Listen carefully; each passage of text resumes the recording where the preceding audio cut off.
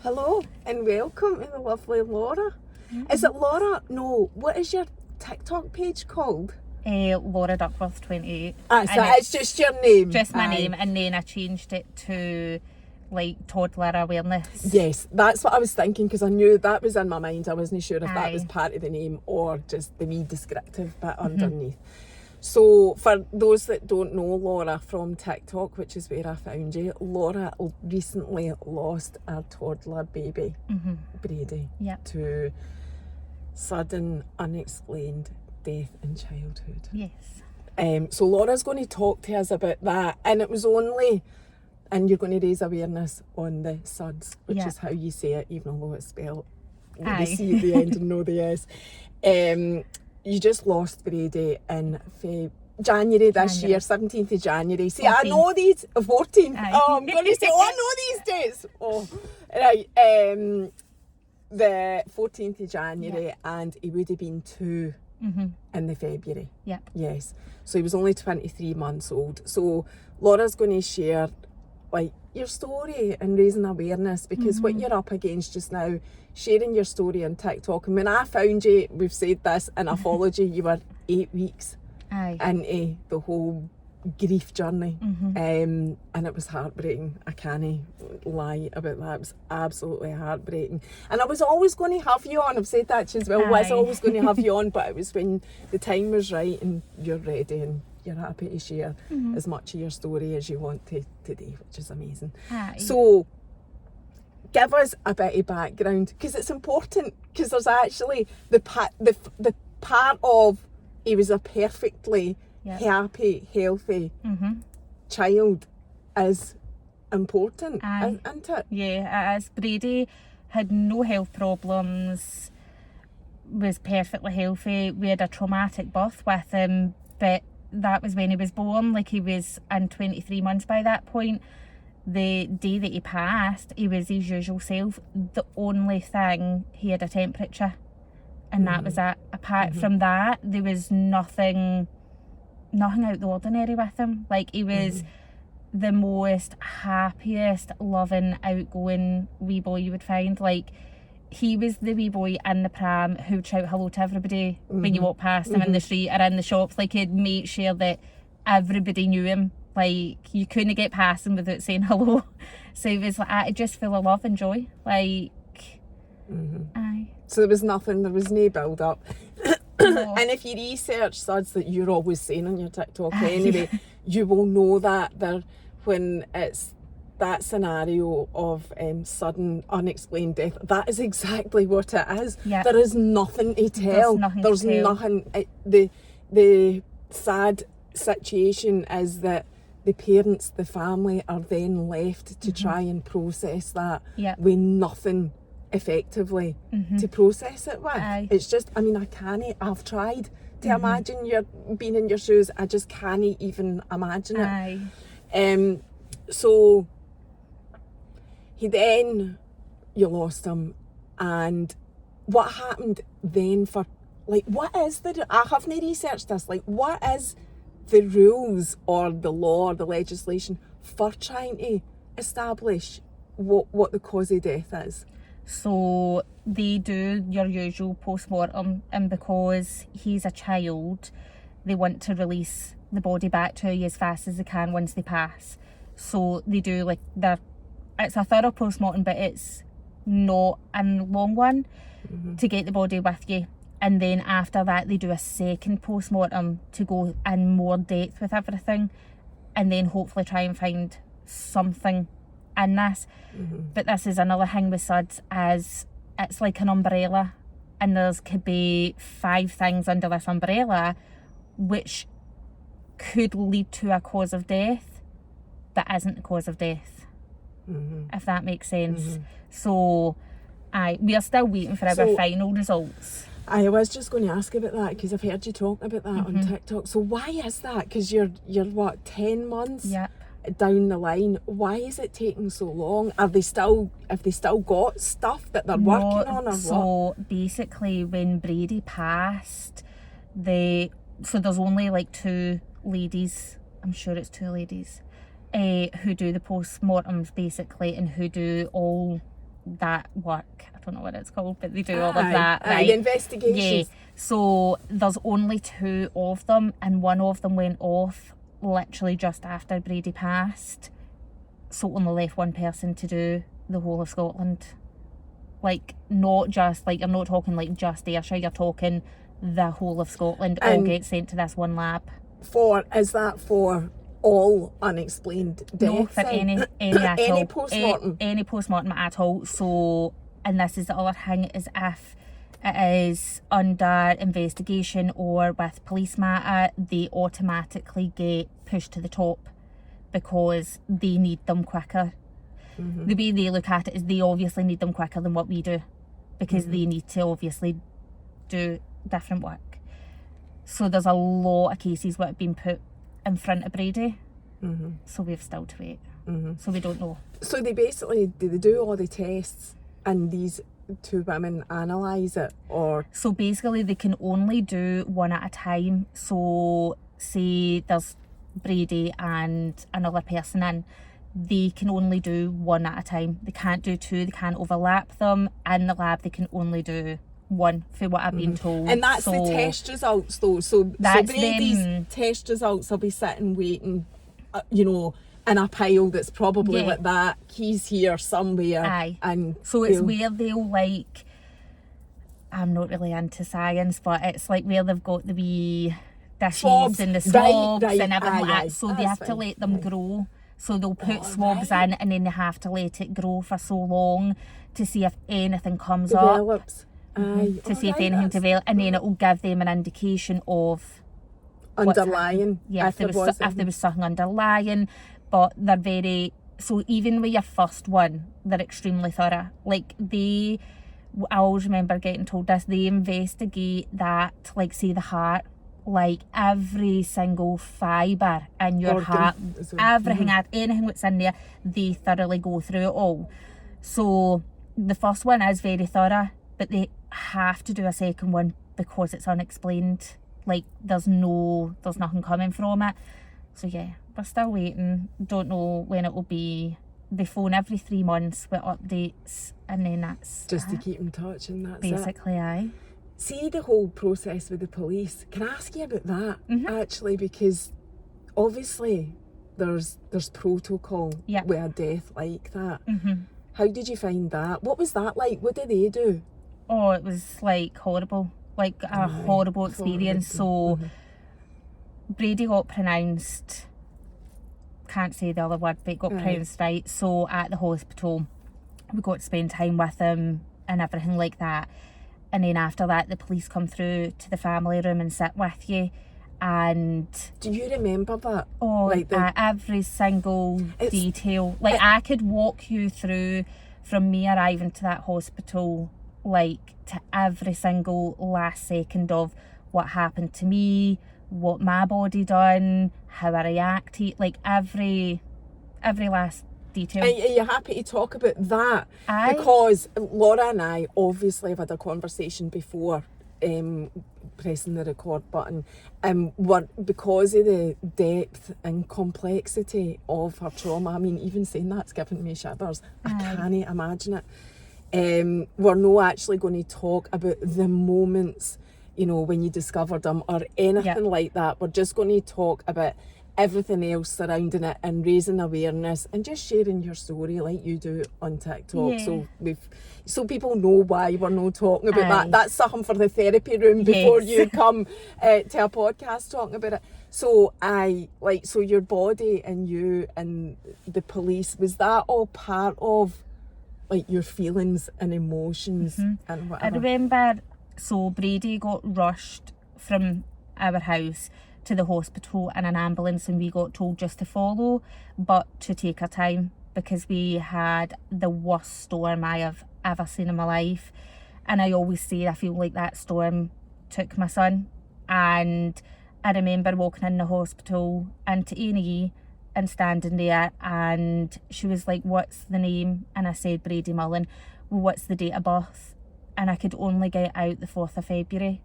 I could not remember the year at all. I couldn't tell you what year we were in. I didn't know. And my mum was standing beside me, and I looked at her and she's like, Laura, it's 2021, like that's his date of birth. And I remember feeling terrible. I remember being like, how could I not get that information out? Like, how did I know, like, do that? And then I remember what they call You're in the shock, nurse. though. You're in shock. I remember the nurse coming through, and she was lovely, and she was amazing with us, so she was. And I remember them taking through to the family room, and I remember thinking, this isn't good. This is not good. Like, what's happened? Like, my body completely shut down, and they took us through to see him while they were still working on him, and I just went straight down, literally straight down to the floor.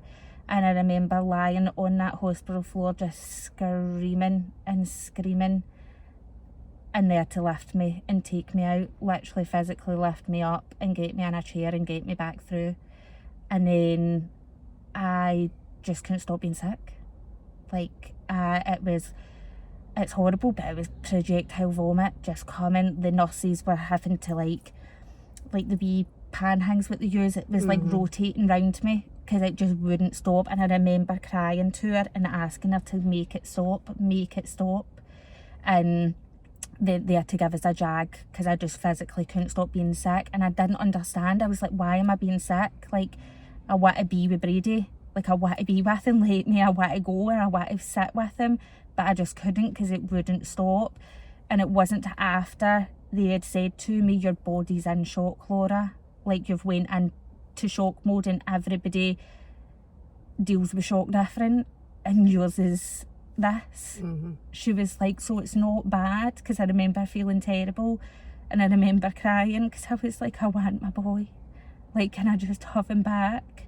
And then we had to obviously make decisions, like when we were going to go back through to let them get him dressed and stuff like that. So, and then we spoke to the police. They came Is that through. the moment the police got involved? So no, the police, as soon as I phoned for that ambulance, the police are alerted automatically. So they are, but apparently that's with anything. Like if you phone for an ambulance and it's on the lines of somebody has passed away, the police automatically get involved. So when we arrived at the hospital, the police were there waiting. So they were, but it's not the police in uniform. It's like the plain clothes. Yeah, they don't look like police officers. And they're there waiting, and they have to wait until basically the doctors and the nurses give them the go ahead to go through to the room to speak to you. And I remember being like, I don't know what I've done. Like, what have I done? I'm like, what have I done? Like, are you gonna arrest me? Oh, like, God. That horrible, terrifying feeling, even though I knew I hadn't done anything. It was that, like, oh my God, the police are here. Like, what if this is my fault? Like, and it was horrible, so it was. And they have to ask you every single question. Like, I mean, every single detail. Anything at all, they have to ask you. There and then, in that moment. In that hospital. So they do. But one thing I will say is the police officer we had, I remember, so I didn't look up a lot in the hospital. My head was just down on the floor. And I remember looking up at him and I could see his eyes just red and welling up. And I remember him saying, I really don't want to have to do this. Like, I don't want to have to sit and ask you these questions. My mum got taken into a separate room as well to get investigated as well, because she came up, because I phoned her once I'd found Brady, and she came up and they got investigated. The day later they came back out and they have to do a thorough investigation, and I mean everything. Like, they ask every single, when did you last change his nappy? What bottle did he have? Like, did you remember all of that? Like, being in shock. I struggle to remember. Just half an hour ago I was trying to remember what I was doing yesterday. I remember when I was like, when did I change his bum? when did I change his nappy? Oh my God, are they going to open his nappy and it's going to be dirty or something? Like, my brain was like, when did I change his nappy? Like, I couldn't recall anything. And even now, I can't, like, there's certain bits I can't remember. But from walking into that hospital to walking out of that hospital at like 4 a.m, I could literally write it all down on a bit of paper, like every detail. What time did you get to the hospital at the previous day? So this information I couldn't share. So I found Brady, it was about in between 8:20 and 8:25. Right. And so we probably left where I live, say about 9 or before 9 o'clock. And then we were at the hospital until like about 4 a.m. the next day. Did you get to sit with him between that time? Aye. So they did let you in once you'd stopped? Aye, the hospital were amazing, like Cross House were amazing, so they were, but they also didn't know how to deal with it. They didn't know what to do. Nearly did. And it's worth saying that although what you've been through is known, it's really, really uncommon. I had researched it and it's 40 cases in the whole of the UK in a year. Well, Cross House Hospital records, because this was one of my main things I did ask them, Brady was the first in 20 years of their records. Like, the doctor who worked on Brady that night couldn't recall another case because I was so desperate to find another mum in my position. And he said to me, and I was like, I don't get it. Like, I don't understand. Do you know, like, I couldn't process it. And I always remember thinking, like, why? Like, why Brady? Like, why did this have to happen? Did you ever, I'm going to come back to that because I think that's all part of your healing and therapy, and you have come a massive way since when I first connected with you on TikTok. I can see that. I mean, your pain is still very prevalent and very real, but you know, the fact that you're able to talk about it like this, I mean, I know it wasn't like that at the beginning. But see, did you actually ever find another mum? Run about like Brady's age. Aye, mind you were looking, you've still... So I found one, but she's in America. Aye, yeah. I think I've seen her, is she on TikTok? Yeah. I think I've seen that coming up. Aye, I found one and we connected because she'd posted a video and I noticed the age. I knew the age by looking at her son straight away. I was like, oh my God, that's like Brady right there. And I had messaged her and yeah, she's like so similar. Like, Brady was 2 weeks away from turning 2 and her son had just turned 2. So they were so close in age, and aye, it's just... So have you connected with her now? Have you chatted back and her? forth? Aye, but it's obviously difficult because for totally different time zones. It's like our night and let's she's... be honest as well though, it's totally different speaking to somebody. Oh, aye. Aye, I get it. I'm glad you did find somebody though, because like I say, when I found you, you were just desperate to speak to somebody that could relate to your story. But the reason I was saying that is because I had researched it and it was like 40. And that's no... Back in the day, like when I was younger, cot death was a known thing. Still very, like, didn't frequently happen, but it was, and as the years have went on, these things have happened less and less for whatever reason, better living, you know, we're healthier, all that type of thing. Aye. But I remember there was a cot death when I was wee in my Grand Street, the house directly opposite her, just a totally wee baby. And that's how I know about cot death. So as time is going on, I'm like, all right, I know what cot death is. But then sudden unexplained death in childhood can happen at any age up until, 18? And also I read, so there's 40 in the whole of the UK a year, which is nothing for, you know, the United Kingdom. But also, I don't know if you've read this, they can't explain it, but toddlers and teenagers are the most affected by it. Aye. Did you know that? Mm-hmm. And they don't know. And they don't know why. And that's where I get so, like, frustrated, because I'm like, we're in 2023 and you still don't know. Like, you still haven't been able to find the research to why this happens, like, with SUDS. Mm-hmm. Like, I find it really, really difficult as a grieving mum to understand that. Like, why there's no answer to why it happens. Like, is it something you're born with? Is it something what I call it, like a ticking time bomb? Is it something what's in you and it's just ticking away and then one day it just goes? Like, is it that? Like, what is it? Like, why? Like, that, so I've got a lot of...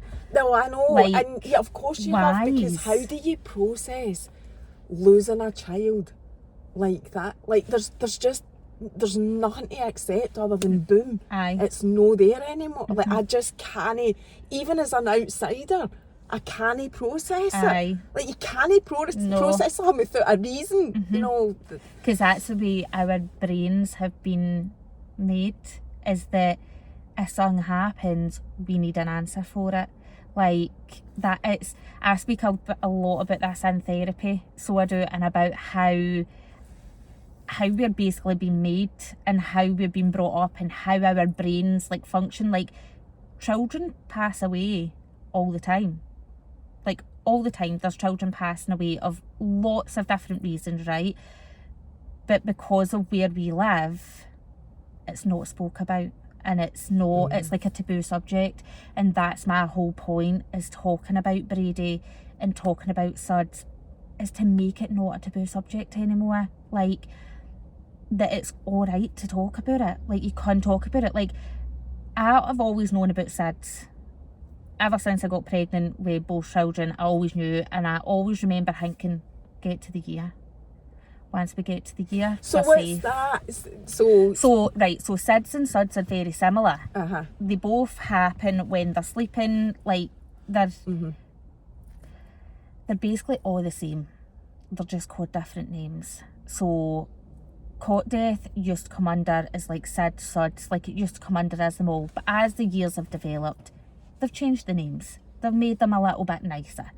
Because cot death isn't the most nicest word to use or to hear, like, do you know, that way? So they've changed the wording and things like that on them. But yeah, they're basically, it's all the same. And you actually consciously, I mean, I think every parent, because I did as well, worried about like cot death. I would have like I say, there was a baby in my street when I was wee, it happened to, I had the angel mat thing under Lola's Moses basket, then cot right up until at least a year old. But I didn't know. I mean, there's nothing worse, and this is another thing though, see, when you've got these devices, they need to come with a warning, because if they roll off it or roll to the side and that alarm goes off during the night, Jesus fuck, that's the only kind of way I could relate in any way to what's happened to you. But that alarm going off in the middle, twice it happened to me. And I could have vomited, to be honest, before I got to her, and you know, thankfully she was all right. But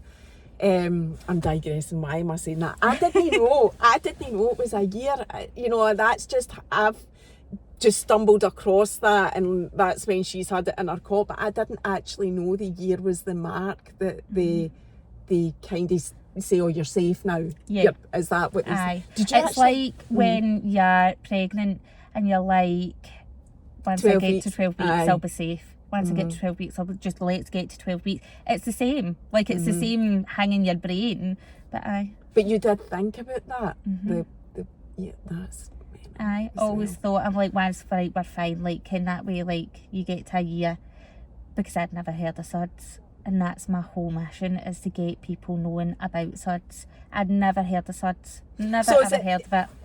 Technically and medically speaking, is it SIDS, the cot death thing, up to a year, then after a year it's SUDS. And then but it's the same thing, it's just the age that age gets different, because SUDS is like from 1 and above up until the age of 18, and then you've got one called like SADS, which I don't know much about, so I would never like speak too much about it, but that goes into more like adulthood So it Oh, does. right, okay. So there's all Aye. these different terminologies that come under all these different passings because they've got to have something. Aye, they've got to call it something Aye. because they don't know what it is. Aye, they so can't. it's, They can't just say, right. "Oh, we don't know." Like they can't just put on their postmortem, "We don't know." So they've got to have something. I know, I'm to put laughing because down. you're laughing because it's basically Aye. suds. They don't know. Aye, That's it's like what it suds, means. but we don't know. Yeah. But we're going to call it suds because we don't know, and we don't know what else to say to you apart from we don't know. God love you. So it's hard. Like I have really hard days where I just can't deal with it. Like I just cannot deal with it. I cannot deal with the grief. I cannot deal with the fact that I'll never see Brady again. And then other days are lighter where you kind of glide through. Like I actually think I said this morning in my TikTok, I feel like I'm living somebody else's life. Like this isn't my life. I do not recognise this life at all. And that's when I feel like it's a double life. So I do. Because one day I'll be grieving, lying in my bed. Like I always grieve, but the wave of grief overrides me and I can't like just tame it down that little bit. It'll just hit you and knock you off your feet and you think I'll never get back up again. Like I will never get back up again. But you know you will because you've done it before. And that's And one also, thing. I mean, it is so I mean, I know it's like, it feels wrong to say you're so brave, right? It feels wrong because I know as a mum, just as a general mum, you don't feel fucking brave. No, You folks say it all the time. I know, you just feel like you've got no other choice. You need to keep going because what's the other option? The other option isn't thinkable because you've got Penelope to think about as well. We've not mentioned that. You've got wee Penelope. What age is she? 7? 8. And we will come to that as well.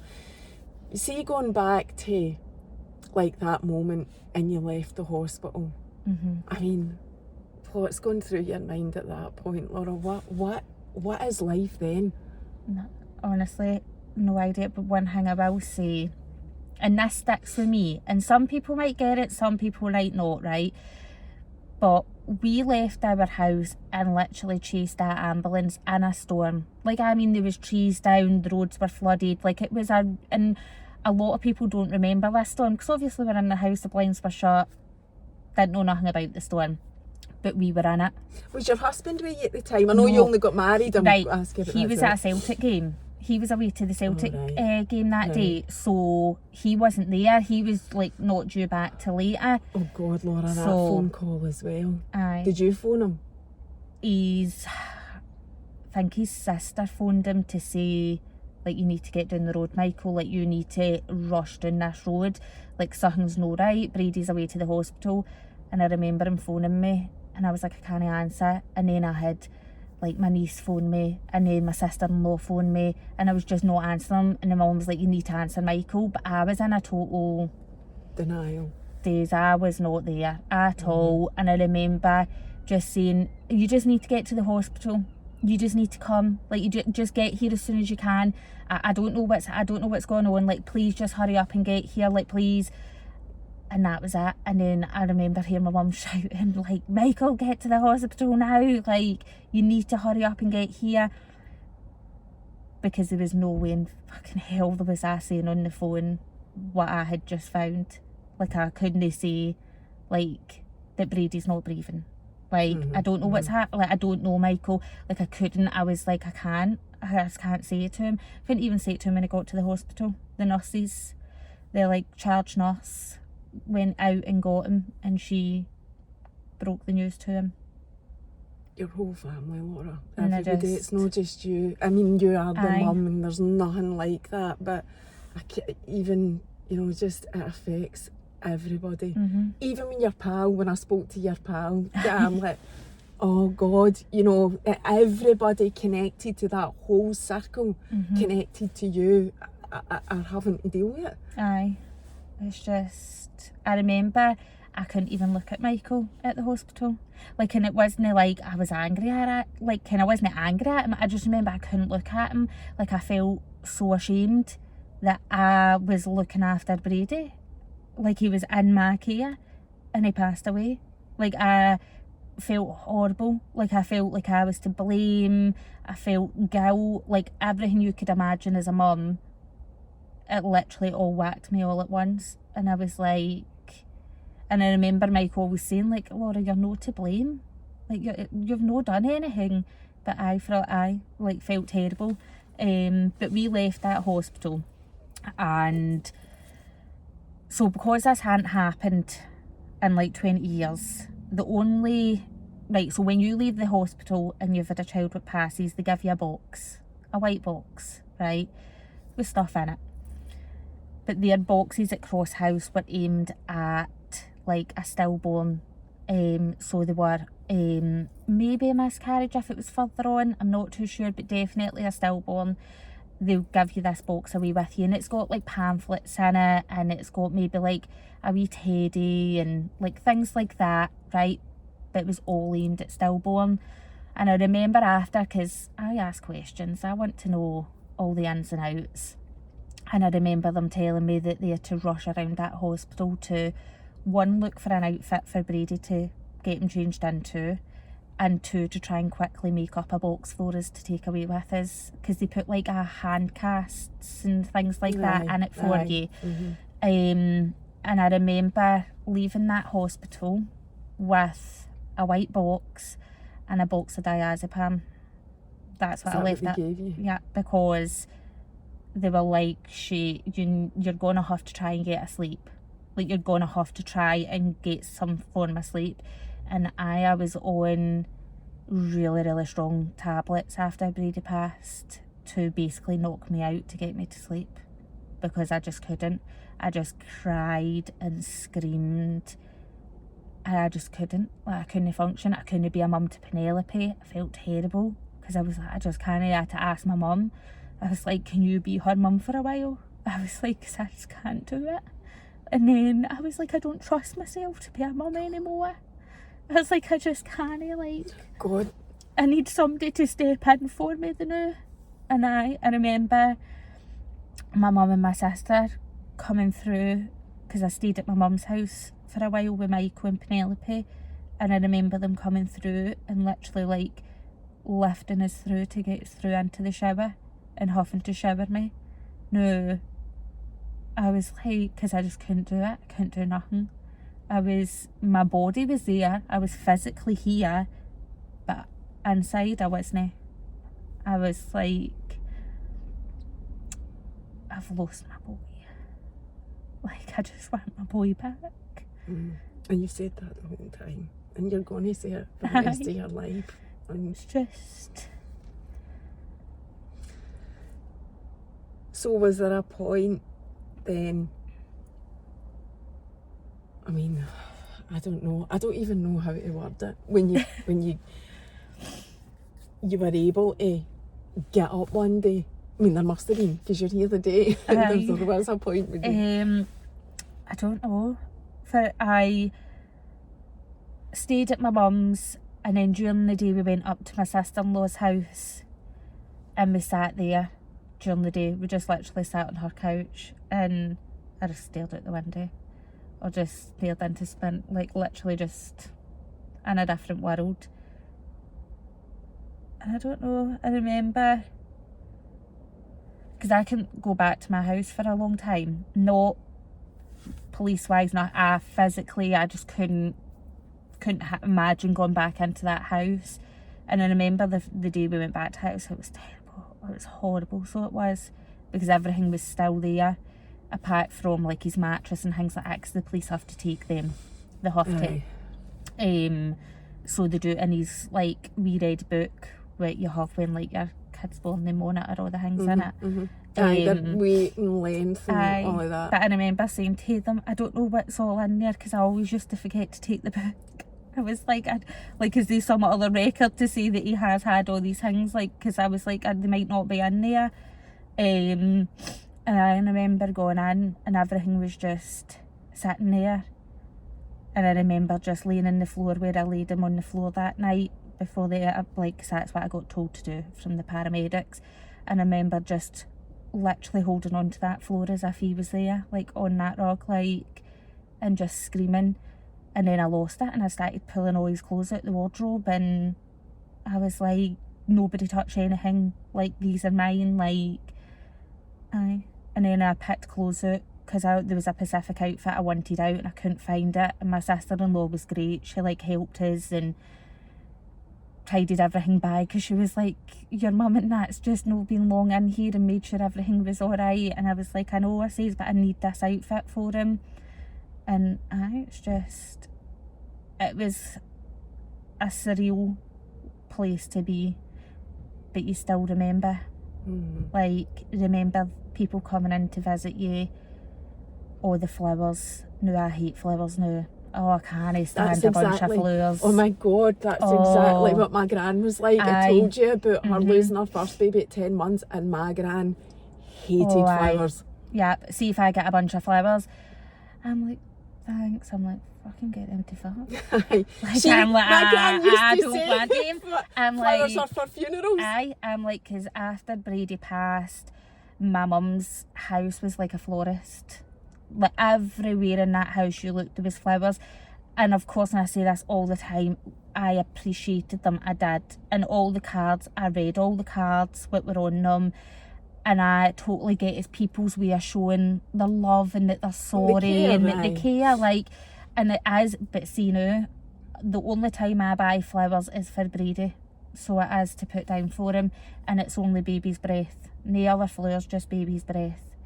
So I'm like, I hate a bunch of flowers. I think that's but just... it is a common thing, because I have spoke to other like grieving mums, and they all say the same thing.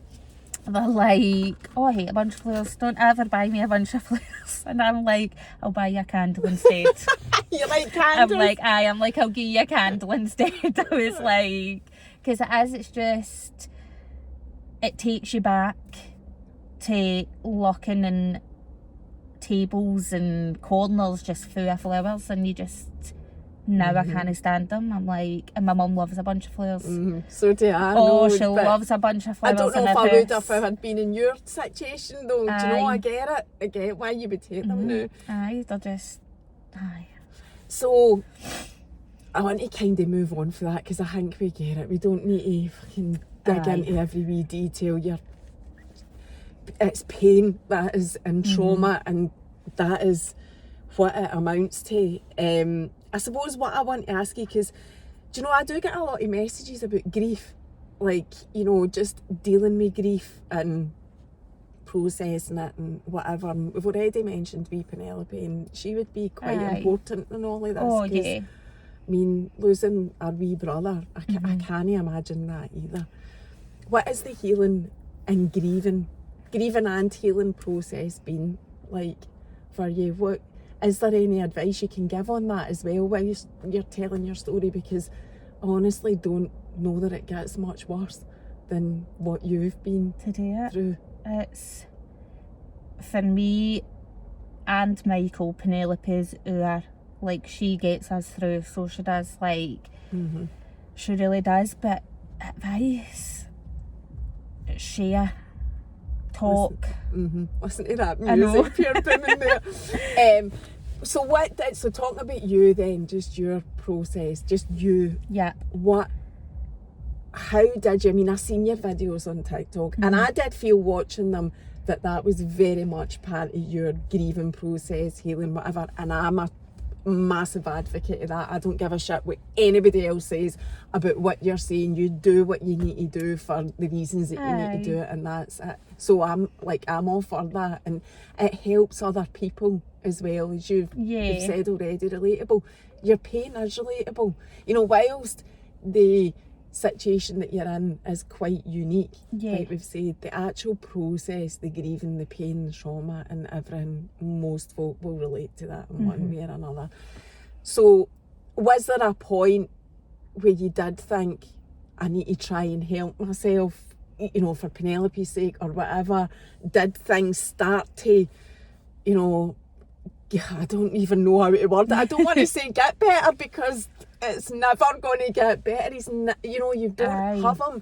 But was there a point where it did turn around a wee bit or anything like that, where, you know, you just got on your path? No, I honestly don't know. I don't know. For me and, well, Michael, after Brady passed and Penelope went to school, we would escape. We would come to Glasgow because we live in East Ayrshire, right? So anywhere we went, any shop we went in, people knew us. And I remember, I don't know how many weeks or even a month had passed, right? And Brady had passed. And I remember we were driving up this road, like passing Silverburn and that, and I was like, where are we going? And I went, come out, let's go to Livingston. Nobody will know us there. He says, nobody will ken us. Like, we can walk in there. The whole of Livingston's on TikTok, so I know what you're going to say, because I go to Livingston. Well, I've come to Livingston. I lived in Livingston a huge part of my life, so, but you can't go to Livingston and not get recognised if you're on social media. So at this point, I wasn't on social media, so I was able to go. Oh, right, you weren't. No, right, okay. So I was able to go, and I remember, I think I was in a shop, and I must have had a couple of bags, and the woman was like, oh, are you on a shopping spree today? Are you treating yourself? And I just went, aye, whatever. I was like, I'm actually trying to, like, literally distract myself from my grief today. Like, do you know that way? Like, it was a distraction. Like, so going there, I think I, like, picked up a new pair of trainers and things like that. Like, but it was a distraction. Did that work for you at that point when you weren't on TikTok, which is what you're saying now? No, what I thought you were going to say. No. No, it did. Like, we used to jump in the car and just always head Glasgow direction, because I feel like you're less seen, like you're invisible. Do you know that way?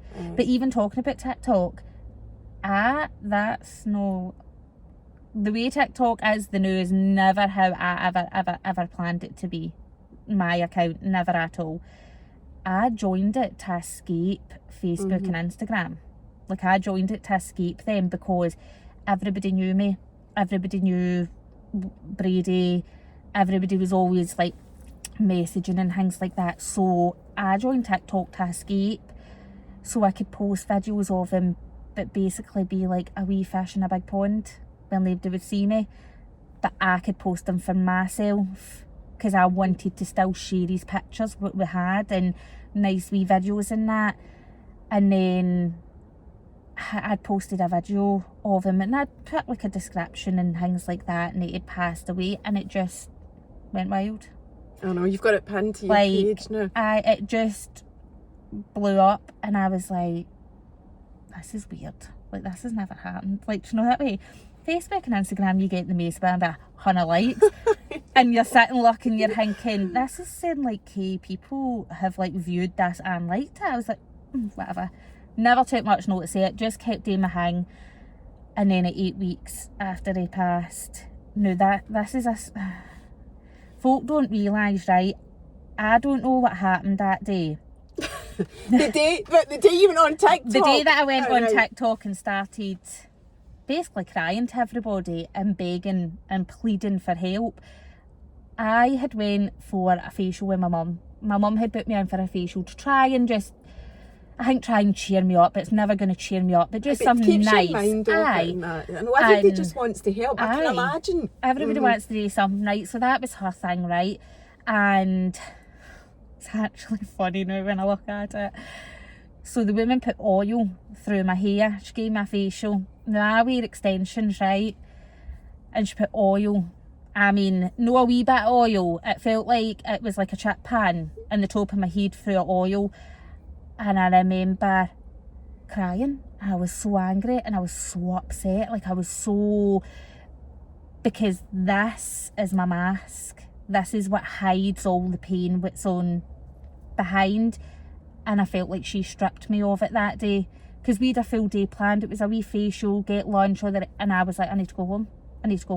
Went for a shower, washed all my hair, and I remember putting on that NASA green jumper, and I remember sitting, and I just hit play, and I just started talking and just bawled out crying, and I couldn't stop. Like, I just couldn't stop. And then I was like, fuck it, I'm going to post it. There might be one mum who reaches out to me.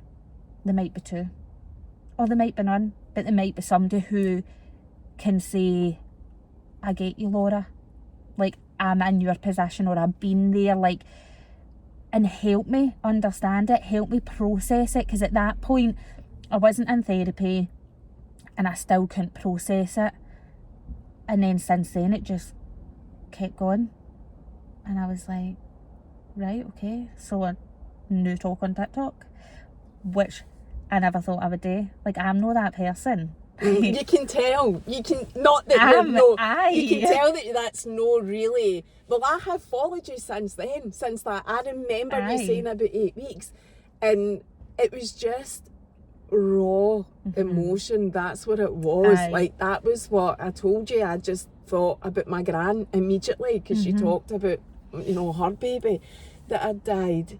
And I remember, you know, just I don't know how anybody could scroll past that and not follow you. But that went bigger than I thought. So at this point, I didn't really have many followers. Like, I had a good few followers on my TikTok, right?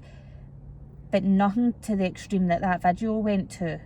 And I never ever expected it. I just thought I would post this and basically be a wee fish in a big pond. Nobody would see it. Maybe somebody would see it and reach out, but not to the level like it went to. Like, I was like, fuck, what have I done? Did you contemplate taking it down? Aye. What made you know take it down? Because of the amount of messages that followed it through it. And the love and the support I felt from random strangers. And the messages are just women just being like, reaching out. Aye. Like, do you know that way? Just trying to, like, support. And there must have been, although you struggled to find somebody in your exact same position, there must have been, because there is, because children, it happens, children pass. There must have been loads and loads of people that connected you just for that reason. Even maturer women who've lost kids in accidents, or, I don't know, car accidents, anything. There must have been just people that know your grief. Aye, and I was like, wow, like, I don't think I've felt this much love and, like, support for, like, all these random people, like, just jumping into my inbox. Like, I was really taken back, like, really, really taken back. And then I was like, well, I can't message everybody back, right, because I'm literally going to be here for hours on end. So I thought, right, next day I'll make another video, I'll just thank everybody, right? But then that one got even more, obviously, attraction or whatever it is, right? So then I had to make another one to, like, follow up with that one, and then it just kind of went from there. And now I don't even think about it. I just don't jump on and I just talk. And if I cry, I cry. If I don't cry, I don't cry. But the love and the support from my followers is unreal. Like, and see, just because you go on every day, I mean, some days you're on 3 times a day, morning, afternoon and night. Aye. See, because you are just sharing your journey in your life, and day by day, you didn't get any more relatable than that. We can actually see your process, and I know you still have your really, really upset days, but when I think back to the first like month or two, you have come such a long way. And those, you know, what is it now, 8 months then that you've been on TikTok, and it's, you didn't get any more real and relatable than that. Actually seeing somebody's day-to-day pain, some days being better than other days, and all of that kind of, I think it has been part of your it's helped healing. I say that all the time, like, when I, like, explain, like, so I actually explained my TikTok to my therapist this week. So I did. We were trying to explain what it is and and stuff like that, and I had says it's helped, like, it helps, like, and it sounds so random, right? But yous gave me a purpose, like another purpose to get up in the morning. See, to make sure I'm up by a certain time to post a morning video. That gives me an extra purpose to get up than by just laying there until, like, I really have to get up and out my bed to go and, like, take Penelope to school in my pyjamas in the car. I know, I saw you saying that the other day. I'm like, I'm just glad she's no embarrassed yet. Mum going in the car with her pyjamas on. You don't get out of the car, so you would be alright. Aye, I'm like, okay, but she's sitting there looking. I'm like, but I was like, I'll maybe just put my Audi on one day. I'm like, just pull it right out for her. And that'll be it over. You'll not be allowed to go in your okay. jammies ever again. I know that. So I do want to ask you more about the healing process. So I know that TikTok helps. And you were on the diazepam. Were the drugs part of it, or are they part of it? Is that something that you've used to help with your healing as well? So I was on diazepam at first. So I was on something else. And oh my God, they're strong, they're horrible. I don't take tablets, right? So even if I've got a sore head, I'm like, nope, not taking a paracetamol. Like, I'll ride it out. I'm not taking a paracetamol. Like, I'm that. So when they gave me these, like, they knocked me for 6. So they did, like, really knocked us. And I was on them for a while. And then they put me on to, like, stronger sleeping tablets, which I spoke about on my TikTok, because I was so determined. I've heard you so talking determined to about them. come after them. And I was so determined to wake up one morning, and it sounds stupid, but jump on TikTok and be like, I've done it. I've actually done it. I didn't take them last night. Like, I've done it. Because I know with the love and the support that I'd already got for them, like, how happy they would be, because it was one of my main things was I'm no being on sleeping tablets for the rest of my life. I'm no doing it. And I came off them, and I was like, I'm determined to stay off them. I've tried antidepressants. Throughout the 8 months? Yep, throughout this time. I think the doctors have gave us like every tablet they can think of. Antidepressants, didn't like them. I was numb. Like, I was too numb. A lot of people the emotions like that. weren't there. Like, I didn't feel sad. I didn't feel like nothing at all. Like, I was like, all right, okay, whatever. Like, they were really like zombied you out, and I was like, I can't do this. No, I'm not doing this. So I went after them, and I'm just not on any of them, and I'm just hoping for the best. But obviously some days are a lot worse, where I'm like, I really could be doing with them, but I'm like, I'm not going back there. Like, I'm not going back to that place. I'm not going back to where I'm relying on a tablet. Like, I would panic if I couldn't find my sleeping tablets at night. Like, physically panic and be rushing around looking for these sleeping tablets, because I was like, I won't sleep, I can't sleep. But I could. It just took a process to get there. So you are getting some sleep now?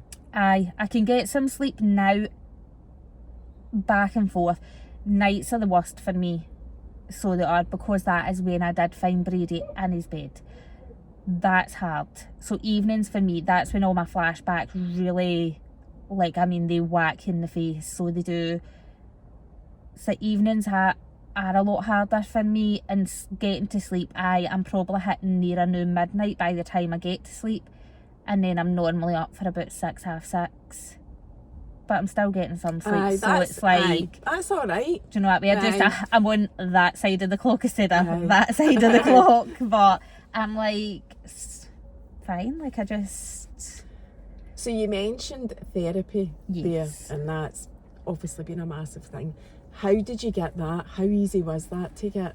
So... Were you offered for your doctor in NHS and the support services that we've got that type of support? No, have you went and got it privately? Have you? Oh, right. So this is another thing that people might not realise either, is once you lose a child, a husband, wife, whatever, a loved one, you lose somebody, the NHS will not offer you any support for 6 months. Nearly will, like 3 to 6 months, they won't offer you anything at all, because they don't think it's beneficial for you to be going to a therapist, basically, in that period of time, which is a load of shit. So you're left to Just to basically. So I said, I kind of need to go back a bit now. Aye, that's Right. fine, just do So when Brady passed, I knew I couldn't do this alone. Like, I just Aye. knew straight off the bat. And I remember sitting on my sister-in-law's couch, looking outside, and being like, I can't do this alone, like I just can't do it. And then she told us about this lady who she'd heard of who runs a charity. She works like in a school, so she'd heard it through somebody she knew. So I was like, right, okay, and she gave me the woman's name. So I was like, right, I'm going to have a look. I'm going to try and find her page. So it's Brightest Star in Glasgow, and I was like, I need to find this, like. And I remember sitting on the couch and sending a message to her and basically being like, hi, my name's Laura. And then I'd said a bit about Brady. And then I think in the message I'd put, I don't know why I'm messaging you. Like, I don't know why. Like, I couldn't give a reason to... Like, I knew why I was messaging her, but I didn't know how to ask for it because I'd never asked for help before. So I didn't know how to ask. And she was just straight off the bat amazing. So she was, offered us everything and anything she could to support us. And that's how I get my therapy through, is Brightest Star. And I'll always thank them, like, for the amount of support and their therapist, because when I say this lady is shit hot, like, she would have a line out the door for, like, bereaved mums to want to see her, because she just gets it, and she's just, I don't know, she just, it works. So she does, and she's amazing, because I have been to somebody else before her. And that didn't work for you? No, she'd never dealt with a bereaved mum before. So she didn't. So you found your own therapy through a charity? Aye. And that's who. So how long have you been going to the Brightest Star for?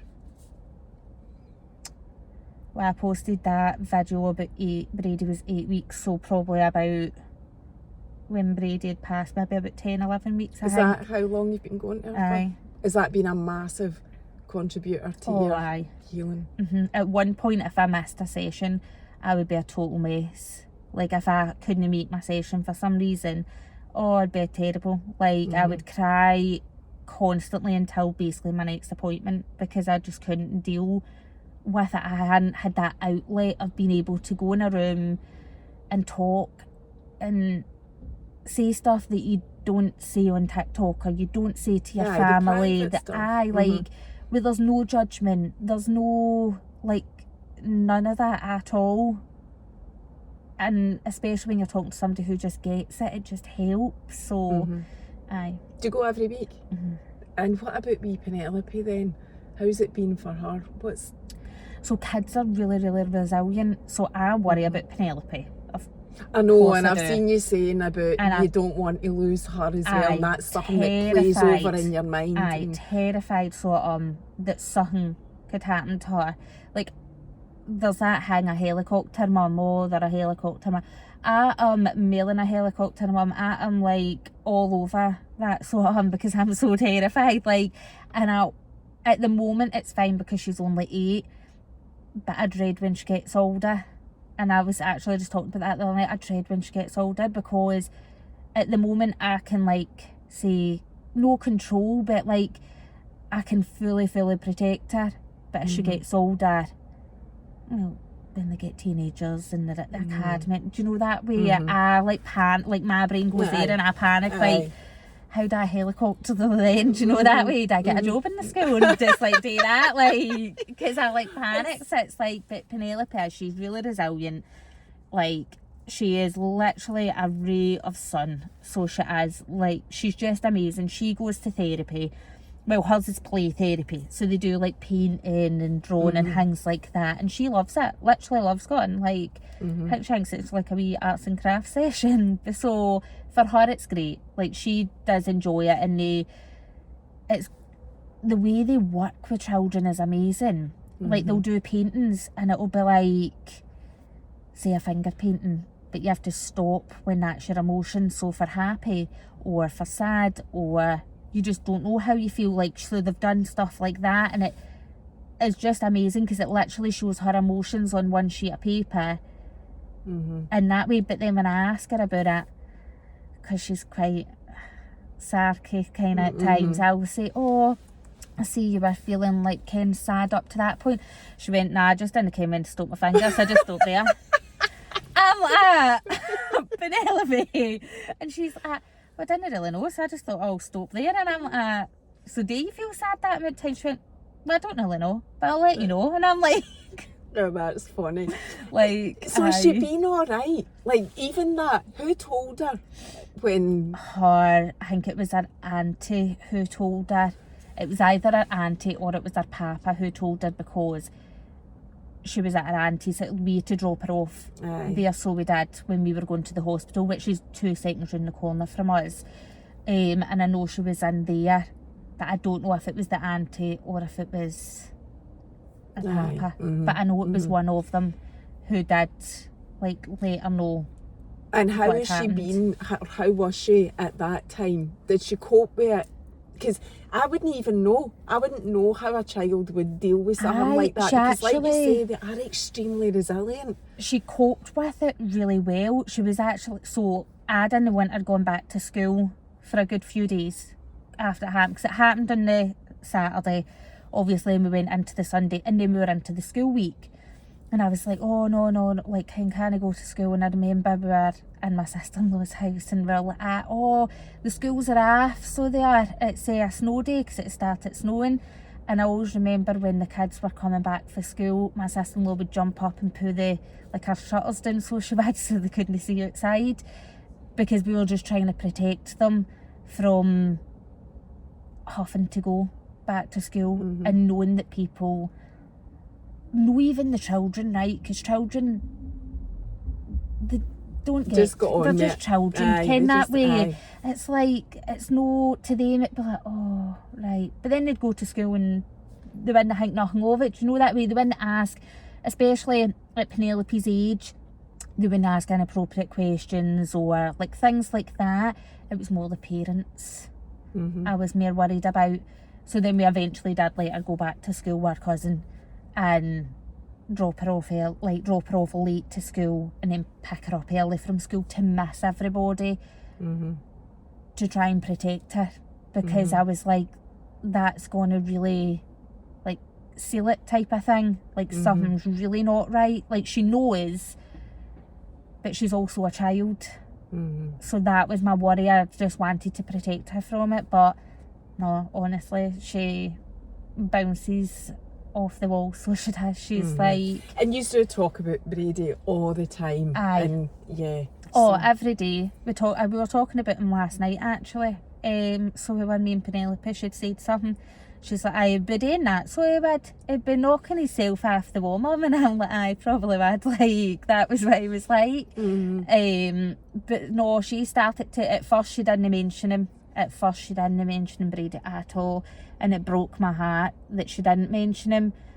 But then, after speaking to, obviously, my therapist and everything else, and other bereaved mums who are a lot further on, had said she'll be trying to protect you because she's seen you sad, and she'll be scared to mention his name in case you get really upset, so that'll be her protecting you, which I obviously didn't realise.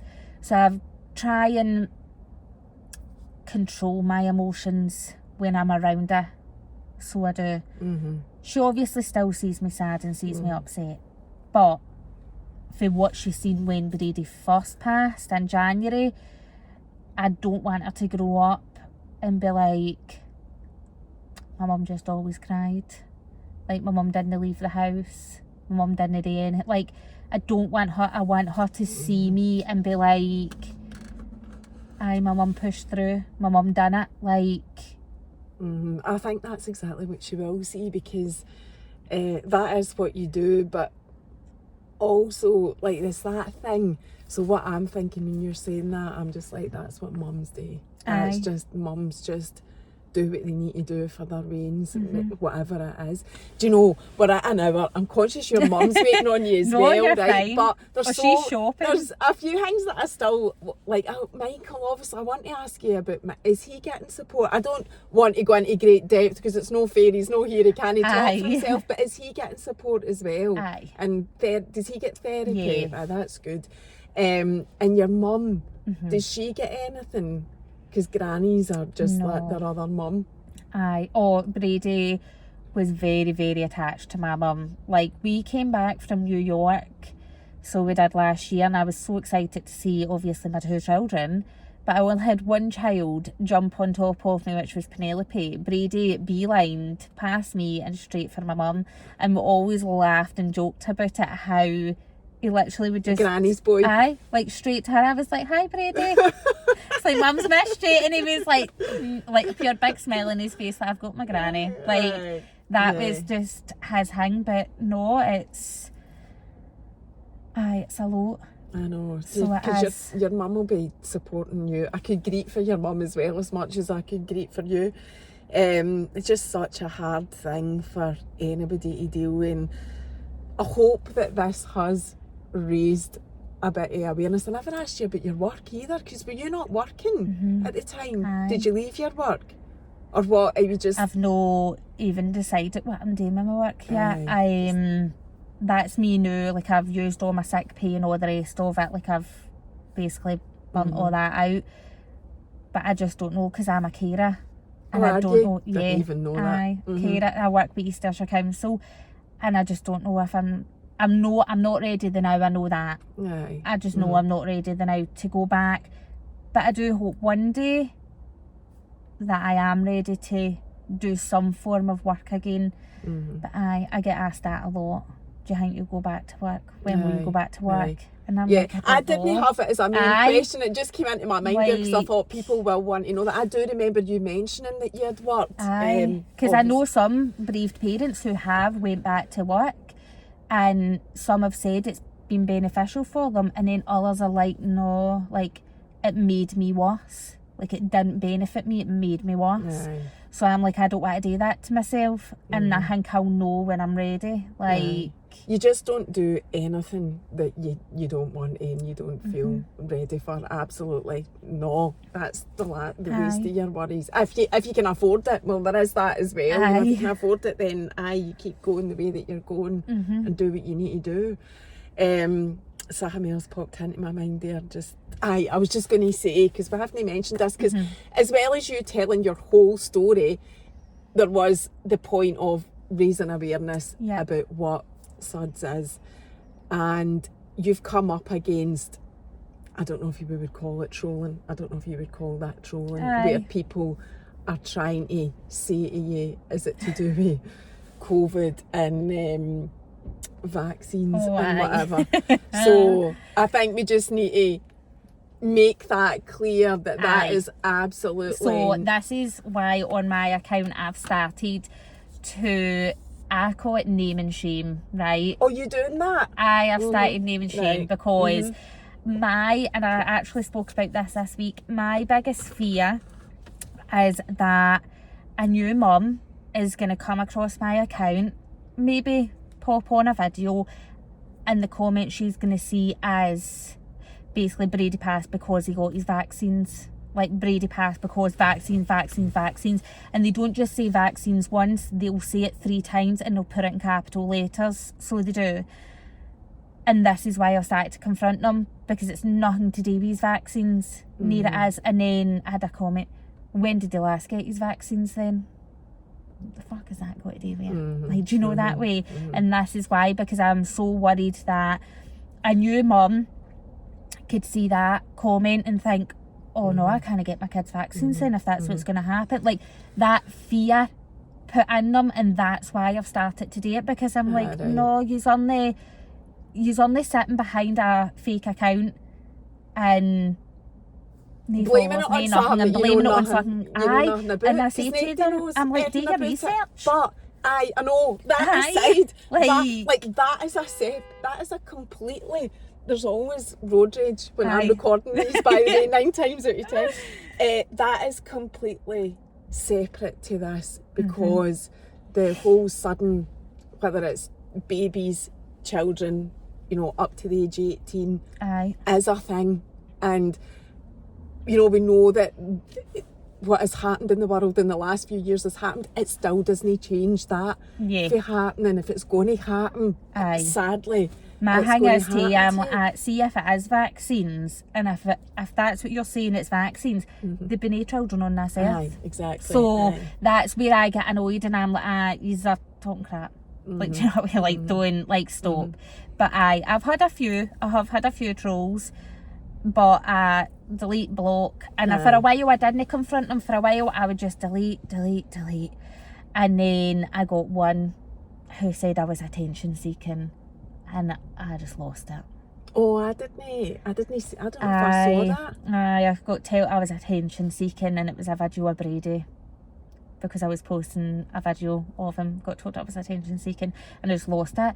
I was like, and somebody actually commented as well saying the exact same thing, saying, so basically if your child is alive you can post and that's not attention seeking, but if your child is passed then that's suddenly attention seeking. And I was like, you're right, like it doesn't matter, like it doesn't matter what you do. It doesn't. You can post as much as you want, like so and then that's when I'm like, it's my account. Like, I'll do and say what I want because it's mine. As long as I am not hurting somebody, then what does it matter? And I'm always very, very conscientious of that because I don't want to scare mums, do you know, that way? Because I've had a few mums message me and they have said, oh, I'm really scared. Like, and I'm message them back and I'll always say, please don't be scared, and always remember there's equipment you can buy what could put your mind at ease, like the cameras, like the monitors for the bed, like there's all this equipment you can get it if you are do you know, that way? Like we've contemplated getting them for Penelope's bed because I'm like, I need something, like, do you know, that way?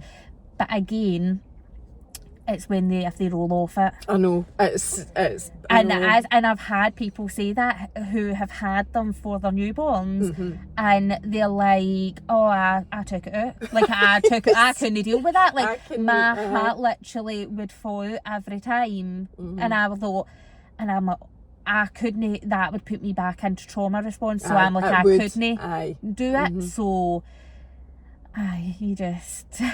no, it's you can't do right for doing wrong, really. And, you can't. The trolls on TikTok are the worst. So they are, compared to other platforms. Oh, and I always they feel... come out full pelt on that account. And see, to be honest, they actually, what makes me laugh is I'm like, honey, I've got extremely thick skin. See what you have just commented? That is a drop in the ocean compared to what I'm dealing with. Like, that is no... that doesn't touch you. I'm like, see, you saying vaccines 3 times, that's great. But that hasn't affected my daily life. Like, it is still the same. But what you've got to remember is there's some people who you're going after who that really, really tears them and tears them down. Like, and it breaks my heart. I'm like, no.